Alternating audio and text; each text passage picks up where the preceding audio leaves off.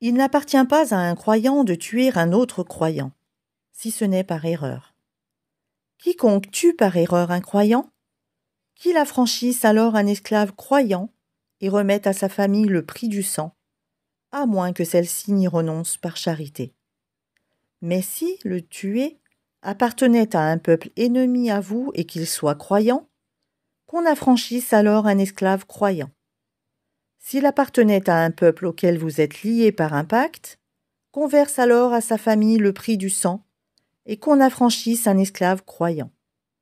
Celui qui n'en trouve pas les moyens, qu'il jeûne 2 mois d'affilée pour être pardonné par Allah.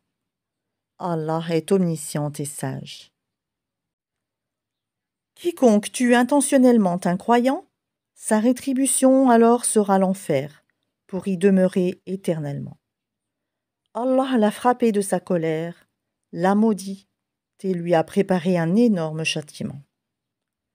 Ô les croyants, lorsque vous sortez pour lutter dans le sentier d'Allah, voyez bien clair. Ne vous hâtez pas, et ne dites pas à quiconque vous adresse le salut de l'islam, tu n'es pas croyant, convoitant les biens de la vie d'ici-bas. Or, c'est auprès d'Allah qu'il y a beaucoup de butin. C'est ainsi que vous étiez auparavant, puis Allah vous a accordé sa grâce. Voyez donc bien clair. Allah est, certes, parfaitement connaisseur de ce que vous faites. Ne sont pas égaux ceux des croyants qui restent chez eux, sauf ceux qui ont quelque infirmité et ceux qui luttent corps et biens dans le sentier d'Allah. Allah donne à ceux qui luttent corps et biens un grade d'excellence sur ceux qui restent chez eux. Et à chacun, Allah a promis la meilleure récompense. Et Allah a mis les combattants au-dessus des non-combattants en leur accordant une rétribution immense, des grades de supériorité de sa part, ainsi qu'un pardon et une miséricorde. Allah est pardonneur et miséricordieux. Ceux qui ont fait du tort à eux-mêmes, les anges enlèveront leurs âmes en disant « Où en étiez-vous à propos de votre religion ? Nous étions impuissants sur terre, dirent-ils. Alors les anges diront « La terre d'Allah n'était-elle pas assez vaste pour vous permettre d'émigrer ? Voilà bien ceux dont le refuge est l'enfer. Et quelle mauvaise destination ! À l'exception des impuissants, hommes, femmes et enfants, incapables de se débrouiller et qui ne trouvent aucune voie, à ceux-là, il se peut qu'Allah donne le pardon. Allah est clément et pardonneur. Et quiconque émigre dans le sentier d'Allah trouvera sur terre maintes refuges et abondance. Et quiconque sort de sa maison, émigrant vers Allah et son messager, et que la mort atteint, sa récompense incombe à Allah. Et Allah est pardonneur et miséricordieux. Et quand vous parcourez la terre, ce n'est pas un péché pour vous de raccourcir la salade. Si vous craignez que les mécréants ne vous mettent à l'épreuve, car les mécréants demeurent pour vous un ennemi déclaré. Et lorsque tu, Mohammed, te trouves parmi eux, et que tu les diriges dans la salade, qu'un groupe d'entre eux se mette debout en ta compagnie, en gardant leurs armes. Puis lorsqu'ils ont terminé la prosternation, qu'ils passent derrière vous et que vienne l'autre groupe, ceux qui n'ont pas encore célébré la salat. À ceux-ci alors d'accomplir la salat avec toi, prenant leurs précautions et leurs armes. Les mécréants aimeraient vous voir négliger vos armes et vos bagages, afin de tomber sur vous en une seule masse.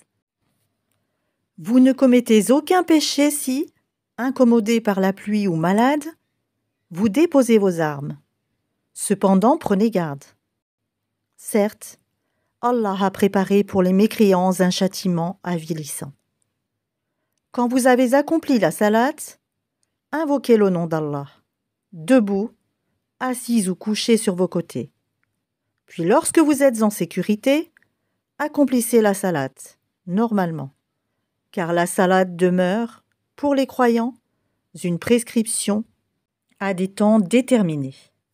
Ne faiblissez pas dans la poursuite du peuple ennemi.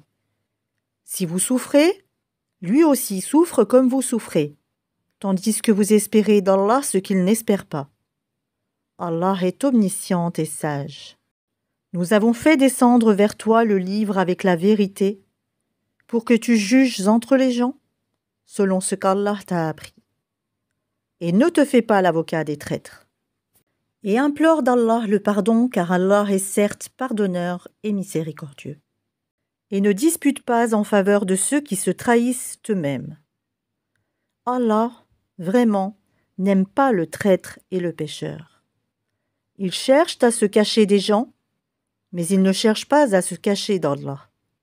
Or, il est avec eux quand ils tiennent la nuit des paroles qu'il, Allah, n'agrée pas. Et Allah ne cesse de cerner, par sa science, ce qu'ils font. Voilà les gens en faveur desquels vous disputez dans la vie présente. Mais qui va disputer pour eux devant Allah au jour de la résurrection? Ou bien qui sera leur protecteur? Quiconque agit mal ou fait du tort à lui-même, puis aussitôt implore d'Allah le pardon, trouvera Allah pardonneur et miséricordieux. Quiconque acquiert un péché ne l'acquiert que contre lui-même, et Allah est omniscient et sage. Et quiconque acquiert une faute ou un péché puis en accuse un innocent, se rend coupable alors d'une injustice et d'un péché manifeste. Et n'eût été la grâce d'Allah sur toi, Mohammed, et sa miséricorde, une partie d'entre eux t'aurait bien volontiers égaré. Mais ils n'égarent qu'eux-mêmes, et ne peuvent en rien te nuire. Allah a fait descendre sur toi le livre et la sagesse, et t'a enseigné ce que tu ne savais pas. Et la grâce d'Allah sur toi est immense. Il n'y a rien de bon dans la plus grande partie de leurs conversations secrètes, sauf si l'un d'eux ordonne une charité, une bonne action ou une conciliation entre les gens. Et quiconque le fait, cherchant l'agrément d'Allah, à celui-là, nous donnerons bientôt une récompense énorme. Et quiconque fait scission d'avec le messager, après que le droit chemin lui est apparu, et suit un sentier autre que celui des croyants, alors nous le laisserons comme il s'est détourné et le brûlerons dans l'enfer. Et quelle mauvaise destination! Certes, Allah ne pardonne pas qu'on lui donne des associés. À part cela, il pardonne à qui il veut. Quiconque donne des associés à Allah s'égare très loin dans l'égarement. Ce ne sont que des femelles qu'ils invoquent, en dehors de lui. Et ce n'est qu'un diable rebelle qu'ils invoquent. Allah, là, le diable, maudit et celui-ci a dit « Certainement, je saisirai parmi tes serviteurs une partie déterminée. Certes, je ne manquerai pas de les égarer. Je leur donnerai de faux espoirs, je leur commanderai, et ils fendront les oreilles aux bestiaux. Je leur commanderai, et ils altéreront la création d'Allah. Et quiconque prend le diable pour allié au lieu d'Allah sera, certes, voué à une perte évidente.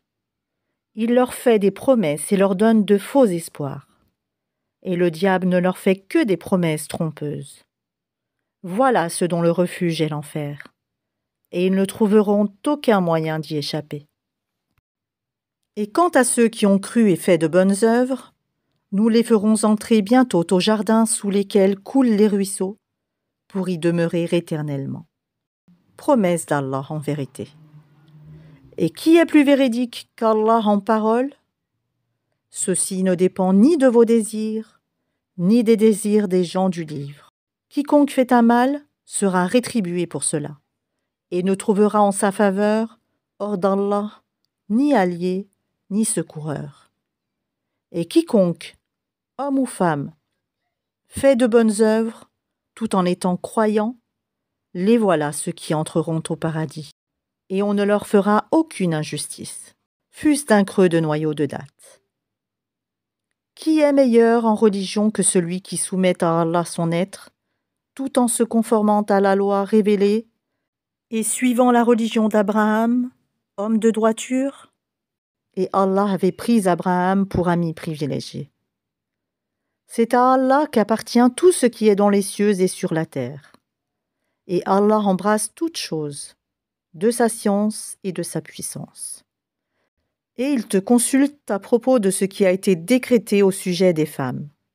Dis, Allah vous donne son décret là-dessus, en plus de ce qui vous est récité dans le livre, au sujet des orphelines auxquelles vous ne donnez pas ce qui leur a été prescrit, et que vous désirez épouser, et au sujet des mineurs encore d'âge faible. Vous devez agir avec équité envers les orphelins. Et de tout ce que vous faites de bien, Allah en est, certes, omniscient. Et si une femme craint de son mari abandon ou indifférence, alors ce n'est pas un péché pour les deux s'ils se réconcilient par un compromis quelconque, et la réconciliation est meilleure, puisque les âmes sont portées à la ladrerie. Mais si vous agissez en bien et vous êtes pieux, Allah est, certes, parfaitement connaisseur de ce que vous faites. Vous ne pourrez jamais être équitables entre vos femmes, même si vous en êtes soucieux. Ne vous penchez pas tout à fait vers l'une d'elles, au point de laisser l'autre comme en suspens. Mais si vous vous réconciliez et vous êtes pieux, donc Allah est, certes, pardonneur et miséricordieux. Si les deux se séparent, Allah, de par sa largesse, accordera à chacun d'eux un autre destin. Et Allah est plein de largesse et parfaitement sage. À Allah seul appartient tout ce qui est dans les cieux et sur la terre. Craignez Allah. Voilà ce que nous avons enjoint à ceux auxquels avant vous le livre fut donné, tout comme à vous-même. Et si vous ne croyez pas, cela ne nuit pas à Allah, car très certainement à Allah seul appartient tout ce qui est dans les cieux et sur la terre. Et Allah se suffit à lui-même, et il est digne de louange. À Allah seul appartient tout ce qui est dans les cieux et sur la terre, et Allah suffit pour s'occuper de tout. S'il voulait, il vous ferait disparaître, ô gens, et en ferait venir d'autres, car Allah en est très capable. Quiconque désire la récompense d'ici-bas, c'est auprès d'Allah qu'est la récompense d'ici-bas, tout comme celle de l'au-delà. Et Allah entend et observe tout.